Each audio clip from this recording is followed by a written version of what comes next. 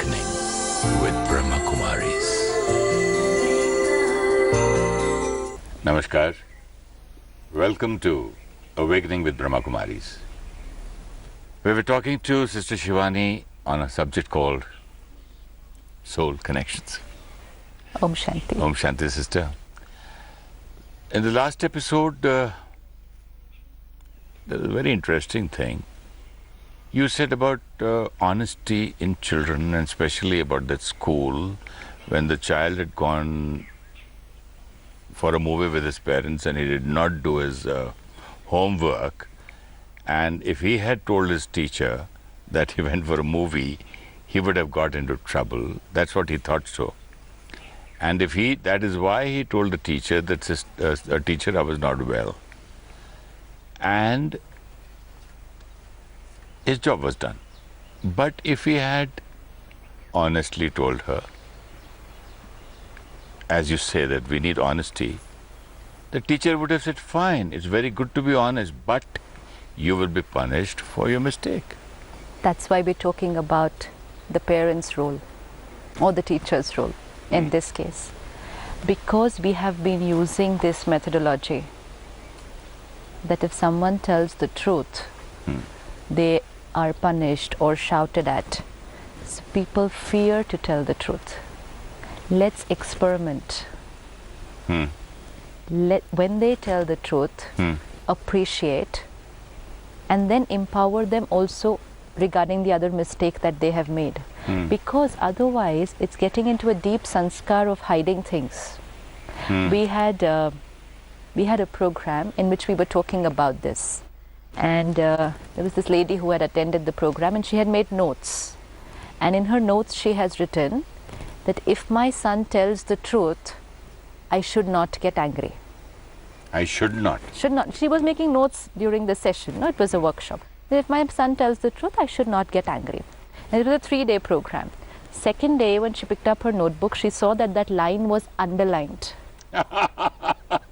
The child must have read that. Yeah, it was underlined. Oh, very interesting. And she said, I know I wrote this, but I didn't underline this. So who's underlined this? And then she came to know that her 11-year-old son had underlined this. Okay, and then she started talking to him. She said, do you have something that you want to tell me, that you haven't told?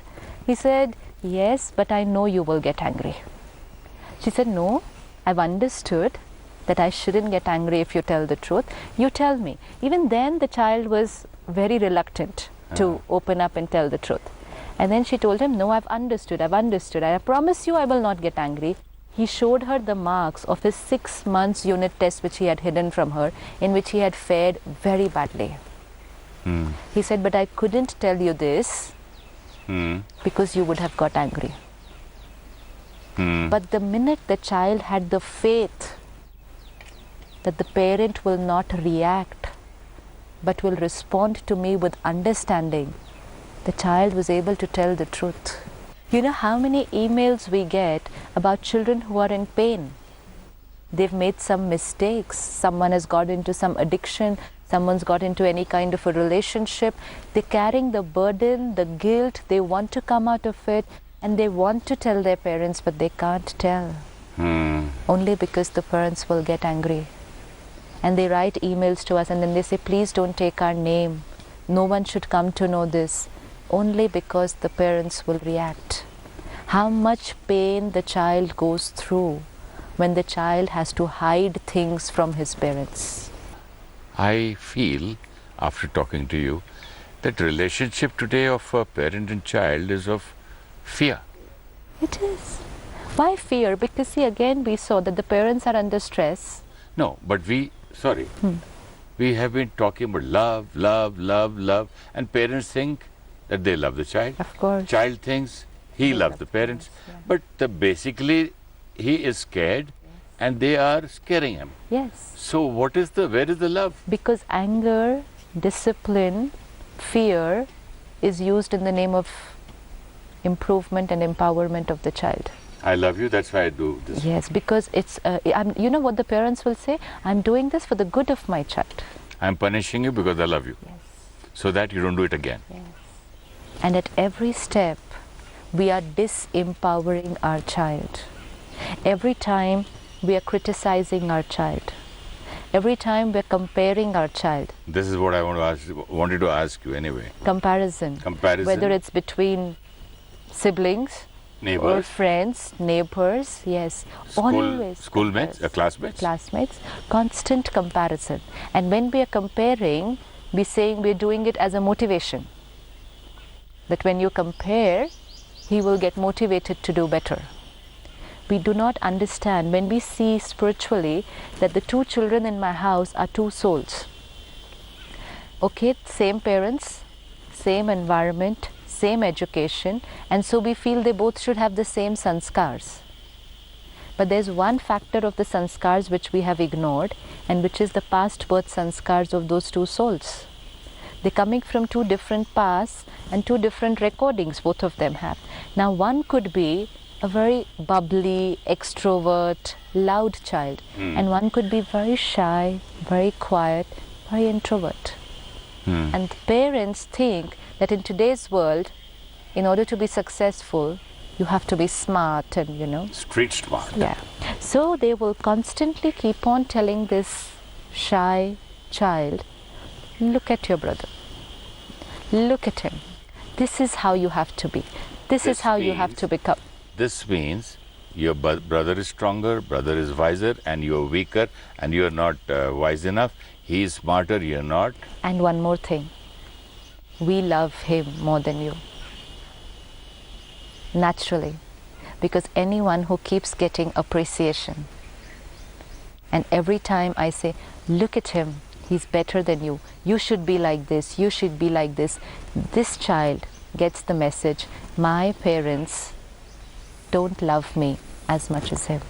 Now this is disempowerment.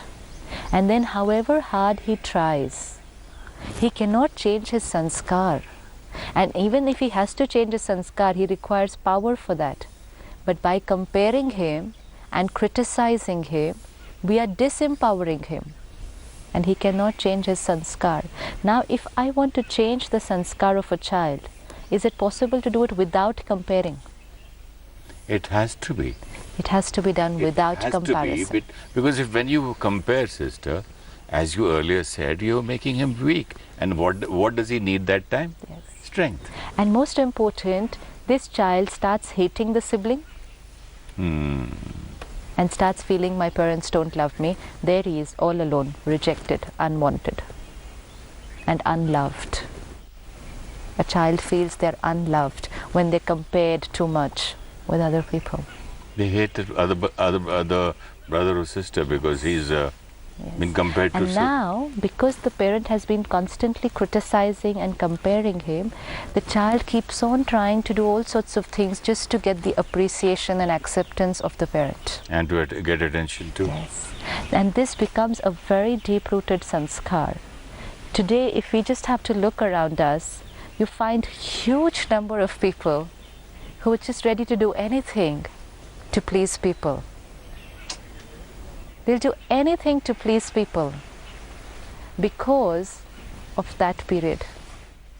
How artificial a life they create for themselves. Yes. What a difficult life to keep on pleasing and But they pleasing. did not get appreciation. So, it's like there's a vacuum. And so I want appreciation. I didn't get appreciation from my parents. So I want appreciation. I want acceptance. Now I'm ready to do anything for it.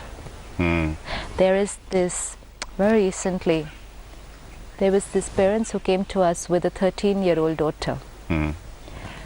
That 13-year-old schoolgirl was found into having a physical relationship with someone in the neighborhood. 13? Yeah, 13. And when she came home and she had all kinds of marks on her face, and the parents, obviously were upset. Now, if you just put yourself in the position of those parents, if you come to know that your daughter's been into something like this, how would a parent have to respond? Today, a parent gets angry, no? They got angry. Yes. They were shocked. First, it was a state of angry, absolute shock. Angry. Use all sorts of names. Language. Language. Mistrust. And would finally say, we'll throw you out, nobody will marry you. So they locked You've done her. us, They locked her in the room. And even if she just went out of the house, they would have binoculars in the windows just seeing what she was doing. The school said, we cannot keep you in the school anymore. The matter went to the school? How The did school reached through friends and all sorts of things, that how this reached. Now, the need for that girl was, she was in guilt, she was in pain, and anyways why she had got into this was another reason. But the need was love, understanding, compassion. But what she got was anger, rejection, mistrust, doubt, and lot of hatred. How can she ever come out of it? Impossible. And then we sent all three of them to a counselor. And after one session with the counselor, the psychologist, she called me up and she said, don't send the girl, she doesn't need any counseling. Oh. Send the parents next time. I said, no, it's the girl. She said, no, the girl's fine. And then I said, what happened? She said, she's a single child. And the parents haven't had a good marriage right from the beginning. And they've been constantly fighting. And they both have taken out their frustration on that girl. That girl doesn't know what is love. And therefore one person whom she found, who was ready to give love in whatever way she understood, she just needed acceptance. She said she doesn't need any counseling. She's fine. She's fine. And then when we told this to the parents, do you think they were ready? Not at all. They'll say the mad doctors today, mad counselors. Didn't go back to the counselor again. They'll never do that. Yeah. And they said, it's our girl. We're sending her to you. You better see what needs to be done. We are fine. And what about the school teachers? Oh, we had to do a lot of work and get They also need to go to, they need counseling too. And it was a counselor in school who had taken this decision that she should not be in the school. How sad. So in all this process, it's this child who goes through a lot of pain only because the grown-ups around are not stable while they are responding. They're not realizing their own fights, their own frustrations are creating the personality of the child. You remember last time you told me when a child says to his parents, you have the right to fight? Absolutely. And you stop us from fighting? Why are you, mom and dad, why are you all the time fighting? Do you have the right to fight, not us? When we talk to parents, those who are having conflict amongst themselves or, constant fights at home, that your fights have an effect on children. They're consuming your energy. So they'll say, oh, but we don't fight in front of them. So it's behind closed doors. And then? This is how we're cheating each other. No, but the closed doors, do they matter? Even then it matters? Vibrations? Yeah. It's vibrations. When it matters in the mother's womb, then. Yes, it's vibrations. It's in the air. You can stop talking to each other if you want. So much heavy energy. A child is constantly consuming the energy of the parents, the energy that's there in the house. That's the diet. So how careful we have to be. And because we are going through that conflict or our own stresses, then we tend to get irritated very easily. We tend to take out frustrations on them, and then sometimes even physically violent with the children. You just have to think once, however big may be the mistake, however big may be the mistake, is physical violence the solution for a child? If someone had to physically beat us if we made a mistake, what happens? It's disrespect. It's disempowerment. Here is a child which is growing. It's like a plant growing in your garden. And along with the growth, you need the child's self-esteem to grow. Self-esteem to grow. So it's the self-esteem which is growing, and in whichever direction you want it to grow, you have to just put a little support and it will grow in that direction. But if we go and trample it, every time we're using critical energy. All the time criticizing, look at your neighbor, look at your friend, look at your, and especially brother's son or brother's child or sister's child or neighbor, relatives. Every instruction, every statement that we are making to a child, he is drawing his self-image. That's a beautiful line. He's drawing his self-image. Every statement You're giving to a child, whether it's with your And thoughts or with your words. it's drawing his own Self-image, yes. If I say to the child, you're very slow, he draws his image. I'm very slow. You just won't finish on time. Conditions, drawing his image. I won't finish on time. Everyone else can do it better than you. Okay, everyone else can do it better than me. That is how you create a child? This is how the self-image gets created. And now when this child is 20 years old and 30 years old, send them to n number of workshops. Send them to training programs, and there's the facilitator saying, you can do it, you are powerful. They say, no, everyone else can do it better than me. I can't. Because my self-image. Now, what do we do at this age? Now be very careful. Now at this age, when we're grown up, yeah, of course, then with meditation and with the right knowledge, we gradually, stop and we change our thinking patterns. Awareness and meditation. But as a parent, very careful what drawing is being created. The same thing can be said in a different way. In fact, if the child feels that he cannot do it, it's our role to empower him that you can do it. But we feel if we say to him that you cannot do it, he will get inspired and want to do it. We do not realize the quality of our energy will decide whether he will be strong or he will be weak, and that will be decided by my every thought word. What silly things parents say. Oh, I'm playing on his psychology by saying that I'm giving him actually a challenge by saying that you can't do this. See, now this is the challenge. This is playing on psychology. Now he will do it. This is... So we have to be very careful. When you see little children, they come and tell the parents everything. See a little boy coming from school, he'll go around the mother telling him this happened in school, that happened in school. Suddenly, they're 13, 14 years old or 12 years old. They've stopped telling. What's the reason? And then after that, the parent runs after them. What happened? What happened? Why don't you talk to me? And they close the door. They say, please go out, close the door. Why? Why? Because when it was a little child, whatever he came and shared with the parents, the parent was happy. No, the parent was happy, smiling, because they were little things, no? So he could see that his sharing brought a smile on the face. So beautiful. But now when I'm 12 years old or 13 years old, and now the things that I have to share are not bringing a smile, but they're creating different emotions. If a child had to come and tell at home, you know what, today I tried a cigarette. Or today I bunked school and went to the mall. How's the parent going to respond? How could a child say, Ma, you know something? We all friends bunked school and went for a movie. How can a child come and say that? How can a child come and say that? It's a child-parent relationship. It could have, I don't think it is possible today. We have seen children who have the most beautiful relationships with their parents only because they come and tell everything, and everything means everything. But they're able to tell everything because from there isn't that reaction. That's acceptance. In today's time, there are so many challenges outside, there are so many distractions outside. If you want to protect your child from going anywhere where you don't want him to go, the only way will be if you know everything about your child. And allow him to come and tell you Allow everything him to come and tell you, and when he comes and tells you, don't react. And then definitely not say, you're wrong. This is wrong. We have to understand the child's not wrong.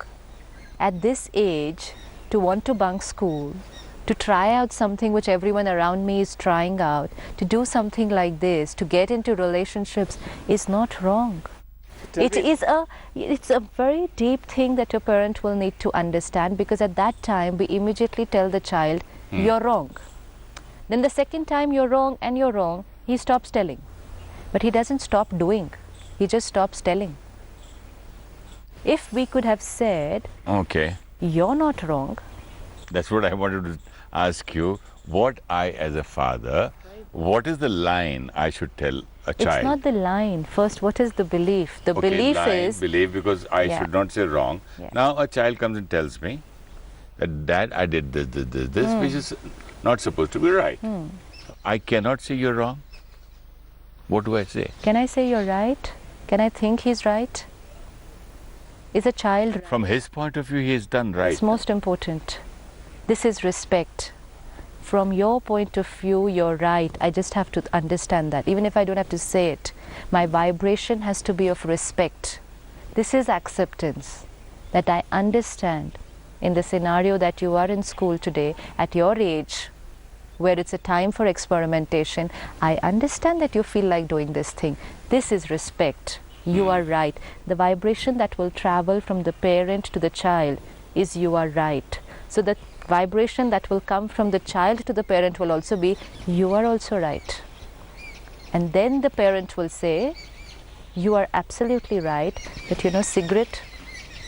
This happens. Cigarette is wrong. You are not wrong. Feeling like doing this is not wrong.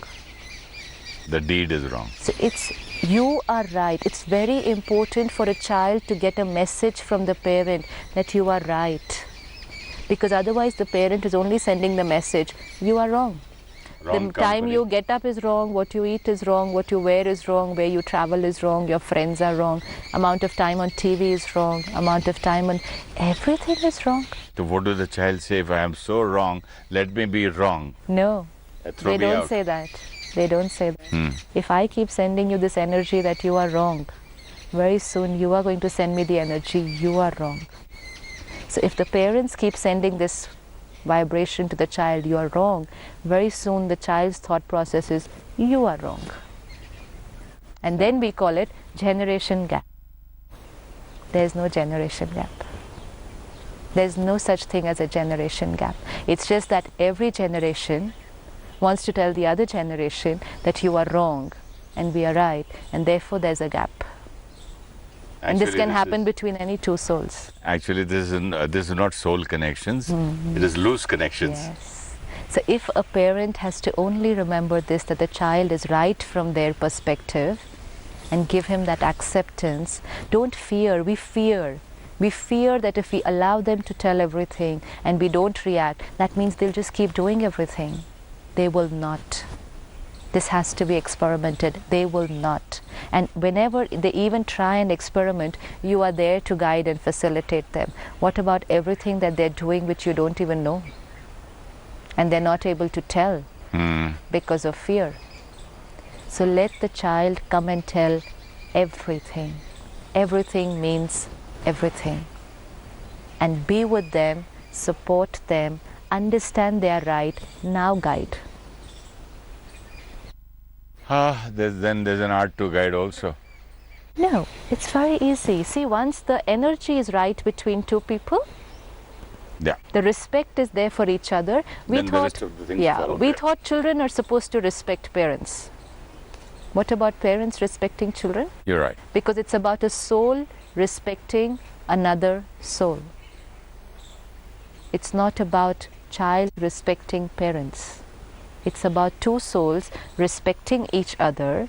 Then there will be the right energy between them, and then they can understand each other. I love this, I love this statement, two souls. When there are two souls, automatically you don't see anybody small or big, or he's a kid, or he's too old, senior, junior. It's a soul to a soul. This is soul connection. Soul connection. So beautiful. And that is what we learn at the Brahmakumaris. The fundamental lesson at the Brahmakumaris is soul consciousness. Solves so many problems. When you say soul to a soul, a pure soul is coming. And also I liked one more point you said, that he or she is right from their point of view. This is in every relationship. But everybody on earth, Everyone.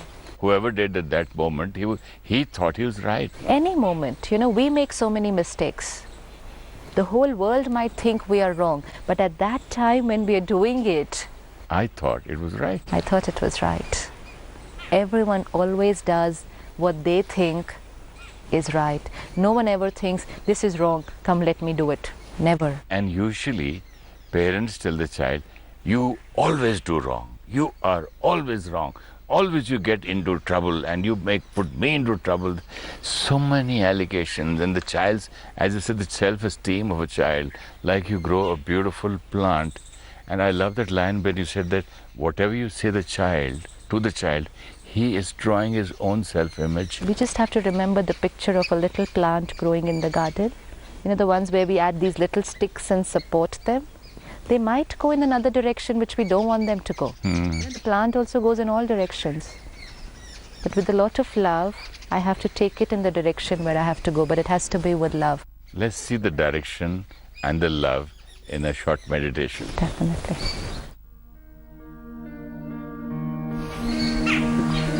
Let's sit back and see my relationship. A relationship between I, the soul, and my child, another soul.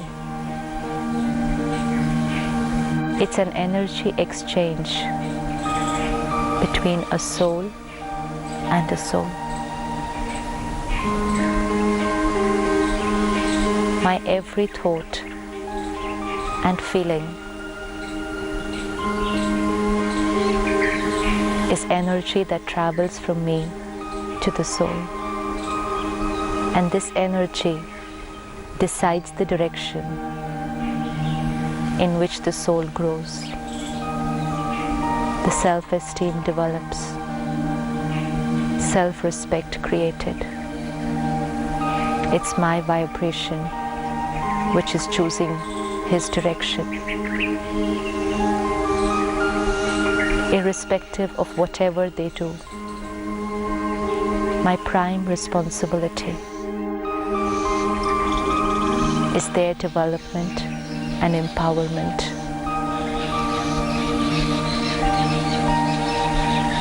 And so at every step, my response to every situation, and even to things which I thought were wrong, it's a response with understanding and compassion that they have a reason for what they are doing. They are right in their own perspective, and I respect them.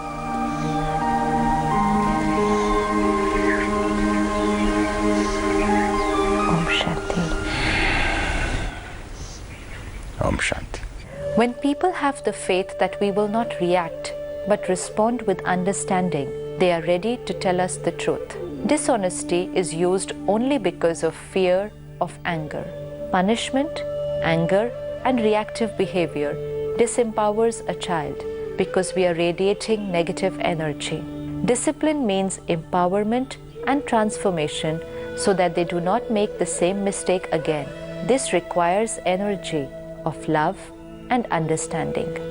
Two souls born in the same family carry different sanskars of the past births, and so they are two different personalities. Comparing them and asking one to be like the other lowers the self-esteem of the child. Comparison and criticism disempowers people. Every statement we are making for a child, whether in thoughts or in words, he is using that to create his self-image, and this will be the basis of his self-esteem. We need to use only positive and powerful thoughts and words when we communicate to our children. Tomorrow we will discuss how to help children make their decisions. If you wish to discuss your problem or have a question to ask or want to know your nearest Rajayoga Meditation Center, write to us at awakeningwithpks@gmail.com or call us on 099 99 744 555.